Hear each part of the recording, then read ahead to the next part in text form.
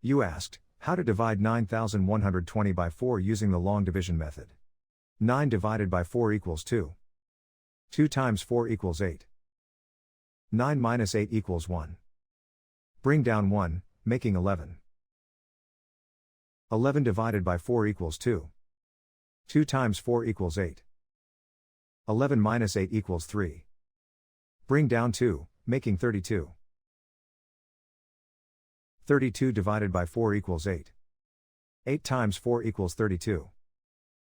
32 minus 32 equals 0. Bring down 0, making 0. 0 divided by 4 equals 0. 0 times 4 equals 0. 0 minus 0 equals 0. The remainder is 0. The final result is 2280.